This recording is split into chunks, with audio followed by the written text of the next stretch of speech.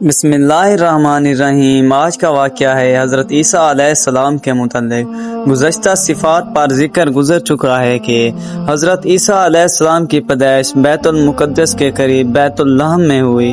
وہب بن منبع رضی اللہ تعالی عنہ کا گمان ہے کہ آپ علیہ السلام کی پیدائش مصر میں ہوئی۔ حضرت مریم علیہ السلام اور یوسف بن یعقوب نجار نے مصر کی جانب سفر کیا۔ حضرت مریم علیہ السلام جس گدھے پر سوار تھیں، آپ کے اور گدھے کے پالان کے درمیان کوئی چیز نہ تھی، لیکن یہ رائے درست نہیں، کیونکہ حدیث طیبہ میں ذکر گزر چکا ہے۔ وہ اس بات پر دلیل ہے کہ آپ کی جائے پیدائش بیت اللحم میں ہے، اور جو کوئی بھی اس کے معارض رائے پیش کرے گا وہ باطل و مردود ہے۔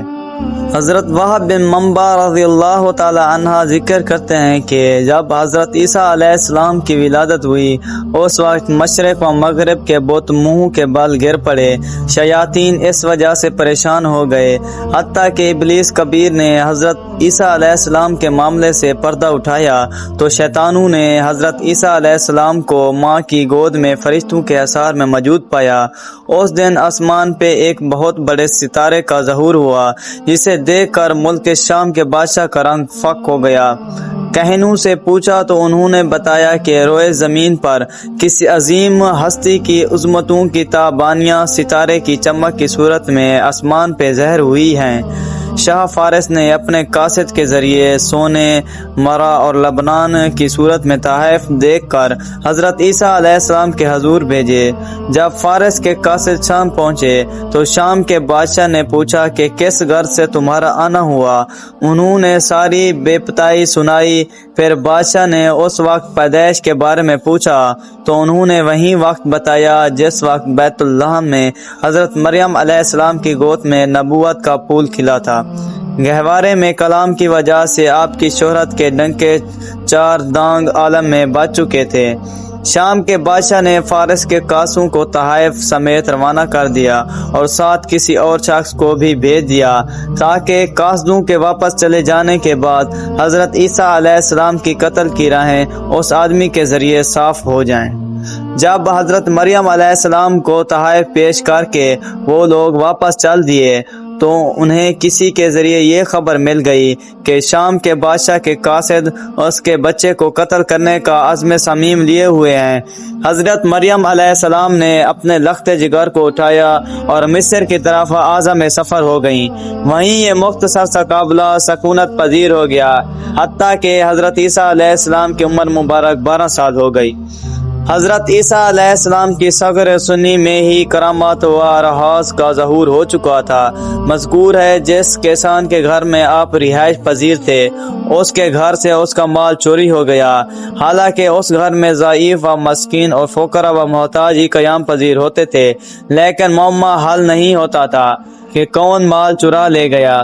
حضرت مریم علیہ السلام اور گھر کے مالک اور دیگر لوگوں پر بات بڑی شک گزر رہی تھی۔ جب اس معاملے کے حل سے عاجز آ گئے تب حضرت عیسیٰ علیہ السلام نے ایک اندھے اور ایک دوسرے شخص جو لوگوں سے علیحدہ بیٹھے ہوئے تھے انہیں طلب کیا۔ اندھے سے کہا کہ اس دوسرے بیٹھے ہوئے شخص کو اٹھا۔ اندھے نے کہا مجھے میں تو اٹھانے کی طاقت نہیں۔ حضرت عیسیٰ علیہ السلام نے فرمایا کہ کیوں؟ طاقت کدھر گئی؟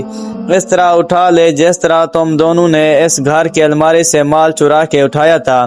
حضرت عیسیٰ علیہ السلام کی بات سن کر ان میں جھٹلانے کا چارہ نہ رہا، دونوں مان گئے۔ فرمایا کہ یہی دو آدمی مال چرانے والے ہیں۔ لوگوں کی نگاہوں میں حضرت عیسیٰ علیہ السلام کی قد و منزلت بڑھ گئی، حالانکہ آپ کم و سنی کے عالم میں تھے۔ اس طرح کا ایک واقعہ مصر میں ہے۔ اسی کسان کے گھر میں یوں پیش آیا کہ کسان کے بیٹے نے اپنی اولاد کی طہارت کی رسم کے حوالے سے لوگوں کی ضیافت کی۔ جب لوگ کھانا وغیرہ کھا چکے تو اب اس دور کے رواج کے مطابق شراب کا دور چلنا تھا۔ شراب کے مٹکوں کو دیکھا گیا تو ان میں ایک قطرہ تک بھی نہ تھا۔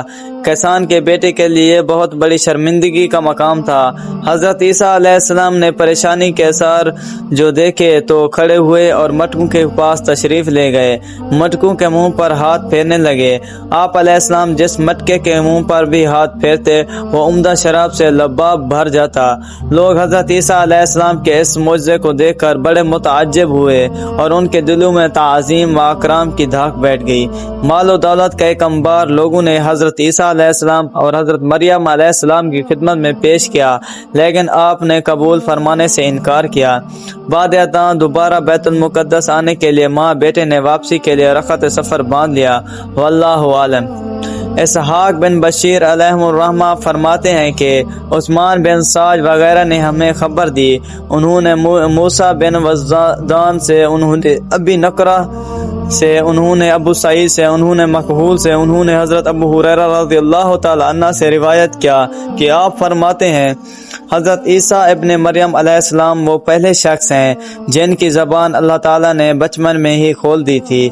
आलम बचपन में गुफ्तगू करने के बाद आपने अल्लाह ताला की ऐसी तस्बीह व तकदीस बयान की जैसी किसी कान ने भी ना सुनी होगी। आपने शम्सो कमर, कोह दरिया और किसी चश्मे को ना छोड़ा जिसे अपनी तस्बीह में बयान ना कर दिया हो। आपने अल्लाह ताला की तस्बीह को बयान करते हुए फरमाया, ऐ अल्लाह तू अपनी बुलंदियों में करीब और अपनी कुर्बतों में बुलंद है और अपनी तख्लीकात में से हर चीज़ बुलंद व बाला है। तूने अपने कलमा कौन से फिजाओं में तिबक व तिबक 7 आसमान पैदा फरमा दिए जो बराबर खोखले और धुआं धुआं थे। ये बुलंद बाला आसमान तेरे हुक्म के सामने सारे तस्लीम खम हैं। इनमें तेरे मलाइका जो तेरी तस्बीह व तक़द्दुस बयान करते हैं हिमा वक्त रब्बतुल अल्तुसान है, और उन्होंने तारीक राहों के लिए उनमें रोशनी का मीनार बनाया और दिन को ताबानी बख्शने के लिए सूरज की रोशनी की शुआएं बिखेरी। इन्हीं आसमानों में कड़क पैदा की जो अपने अंदाज में तेरी हम्दो सना के साथ तेरी तस्बीह बयान करती है। तेरी इज्जत के साथ तेरी पैदा करदा तारीकी रोशनी को जला पाती है।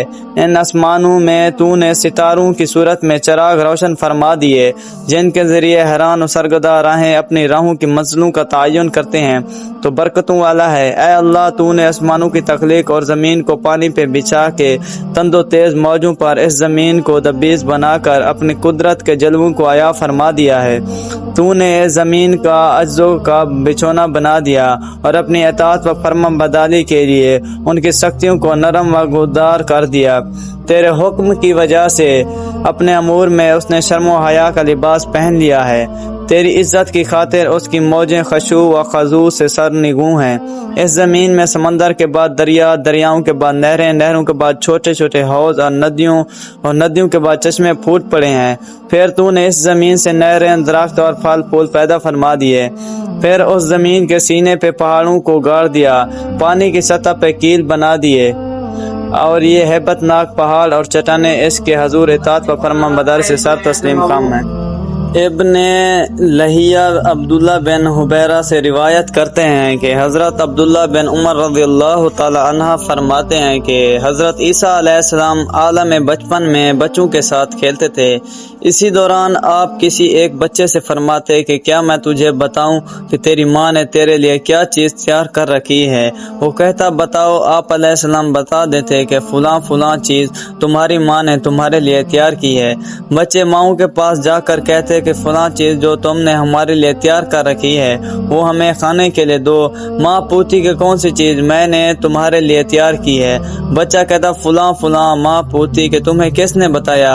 बच्चा कहता हज़रत ईसा इब्न मरियम अलैहिस्सलाम ने। लोगों ने कहा कि अगर यूं ही हमने इन बच्चों को हज़रत ईसा अलैहिस्सलाम इब्न मरियम अलैहिस्सलाम के साथ रहने दिया तो ये ज़रूर उनको ख़राब कर देंगे। लोगों ने बच्चों को एक घर में जमा किया के दरवाज़ा बंद कर दिया। हज़रत ईसा अलैहिस्सलाम हस्ब मामूल खेलने के लिए आए, बच्चों को तलाश किया लेकिन एक बच्चा भी नजर ना आया। एक घर में उनका शोर गोर सुना तो बच्चों के बारे में उनसे दरियाफ्त किया। उन्होंने कहा कि यहाँ घर में बच्चे नहीं बल्कि बंदर और खिंजीर हैं।